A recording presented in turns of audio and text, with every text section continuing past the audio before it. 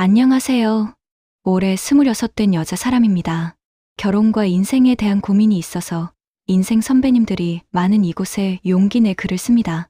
그냥 제 이야기를 들어주시면 좋겠어요. 욕을 먹든 손가락질을 당하든 누군가 제 얘기를 끝까지 들어준다는 것만으로도 힘이 날 것 같아요. 글을 잘 쓰는 편은 아니라 듣기 힘드실 수도 있지만 끝까지 들어주신다면 정말 감사하겠습니다. 저는 제목 그대로 한때 저는 사람으로서는 가장 최악의 일을 업으로 삼으며 살았습니다. 4살 때 고아원에 맡겨진 이후로 늘 삐딱하게 굴다가 중학교 때는 무는 무리에 섞여 술 마시고 담배 피우며 껄렁대는 걸 멋이라고 생각했고 그러다 결국 가출했습니다. 고아원을 나온 거죠. 다시 돌아갈 수는 없었어요. 그곳은 제 집이 아니었으니까요. 중학생을 받아줄 평범한 일자리는 없었습니다. 그러다 우연히 노래방 도우미 일을 하게 됐습니다. 갈 곳 없던 저에게 밥을 먹여주고 재워주던 실장이라는 사람, 이름도 제대로 모르는 언니들. 그렇게 지내며 일한 돈으로 가출한 친구들과 월세 나눠내며 제대로 된 끼니도 못 먹으면서도 그게 자유인 줄 알고 살았습니다. 내 인생이 점점 구렁텅이로 빠져가는 것도 모르고요. 보호자가 있는 아이들과 없는 저는 같은 실수를 해도 결과는 너무 달랐습니다. 방황하던 친구들은 결국 자이든 타이든 부모님 품으로 돌아갔지만 저는 돌아갈 곳이 없었습니다. 학교에도 소문이 돌아버려 돌아갈 수도 없었고요. 사람과 친구라는 게 이런 건가 어린 나이에 깨달아 가슴이 아팠지만 지금은 그 아이들이라도 일찍 빠져나갈 수 있었던 게 다행이라고 생각합니다. 가난했던 저는 돈을 쓰는 법도 몰랐고 명품엔 관심도 없었습니다. 그냥 통장에 얼마씩 쌓이는 걸 보며 버텼습니다. 쉬는 날엔 PC방에 갔고요.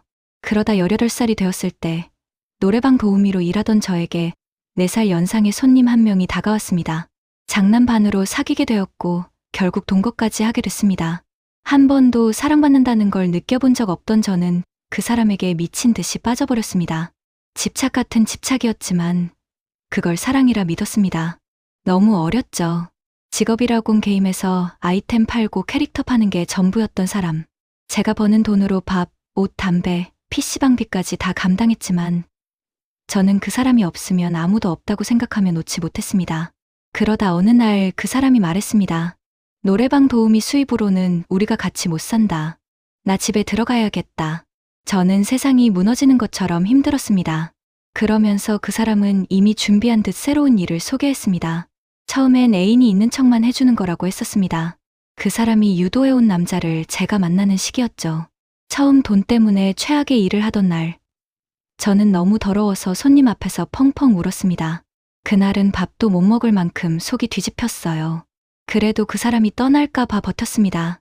그렇게 결국 업소에 나가기 시작했어요. 20살 때 저는 그 사람의 아이를 임신했습니다. 그런데 그 사람이 한 말은 이랬습니다. 그런 일을 하는 앤데 그게 내 앤 줄 어떻게 알아. 각오했던 말이었지만 참 아프더군요.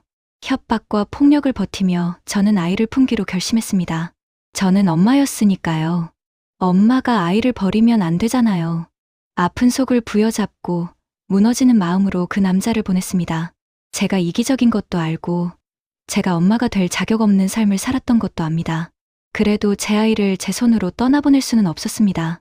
그래서 임신 초기 3개월 동안은 돈을 위해 그 일을 계속했습니다. 몸이 부서질 것 같아도 입덧으로 8kg이나 빠져도 단 하루도 쉬지 않았습니다. 지켜야 할 생명이 생겼으니까요. 배가 불러 일을 할 수 없게 되자 사람과의 대화도 거의 없고 뱃속 아이에게 말 거는 게 전부인 하루들이 이어졌습니다. 그러다 딸에게 너무 미안해졌습니다. 혹시라도 나중에 이 아이가 진실을 알게 되면 그때도 날 엄마라고 불러줄까? 내가 지금 아이를 지키려는 고집이 그 아이를 오히려 아프게 하게 되는 건 아닐까. 그런 생각을 하다 저는 검정고시를 준비했습니다. 중학교도 졸업 못한 제가 몇 년 만에 펜을 잡고 인터넷 강의를 들으며 공부했습니다. 먹지도 못하고 돌아다니지도 않던 제가 억지로라도 밥을 해먹고 산책을 다니며 아이에게 부끄럽지 않은 엄마가 되고 싶어서 버텼습니다. 결국 고등학교 졸업 학력 인증서를 받았습니다. 그리고 17시간의 진통을 혼자 견디며 저는 제 딸을 낳았습니다. 그 아이 덕분에 잠시나마 평범한 여자가 되고 싶은 마음이 들었고 버림받았던 기억도 잊을 수 있었습니다. 저는 딸과 단둘이 오순도순 살아왔습니다. 다시는 딸에게 부끄러운 짓 하지 않겠다고 다짐하며 낮은 식당 서빙, 밤엔 호프집 서빙을 하며 악착같이 일했습니다. 쉬는 날엔 애견 미용을 배워 자격증도 땄습니다. 태어나고 몇 개월 뒤 시설에 막히면서 엄마인 저를 어색해하던 딸을 보며 깨달았습니다. 돈이 다가 아니라는 걸. 그래서 알바를 그만두고 애견샵에 취직해 8시간씩 일했습니다. 서툴러서 실수도 많았지만 그럴 때마다 허허 웃으며 넘겨주던 손님이 있었습니다. 스피츠 2마리의 아빠. 그분은 제가 딸을 혼자 키운다는 것도 알고 있었고, 그렇게 손님과 미용사였던 관계는 연인이 되었고, 벌써 3년이 흘렀습니다. 그분은 저보다 나이도 많고 작은 회사에서 월급 받으며 일하는 평범한 사람이지만 정말 착하고 성실한 분입니다. 제 딸도 2살 때부터 그분을 아빠처럼 따랐습니다.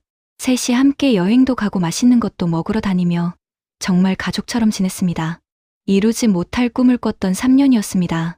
달디단 시간들이었어요. 그런데 그분이 몇 달 전부터 결혼 이야기를 꺼내기 시작합니다.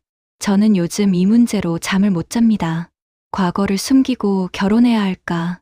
아니면 3년의 행복만 남기고 마음 정리해야 할까? 저도 행복하게 살 권리가 있는 걸까요? 이런 말 자체가 욕심일까요? 그분을 속이고 결혼할 수 없다는 걸 잘 알면서도 제 마음이 자꾸 흔들립니다. 이 글을 읽어주신 모든 분들께 감사드립니다. 저는 욕하셔도 괜찮습니다. 하지만 제 딸에게만큼은 어떤 비난도 하지 말아주셨으면 합니다. 부탁드립니다. 여러분이라면 제 입장에서 어떤 선택을 하셨을까요?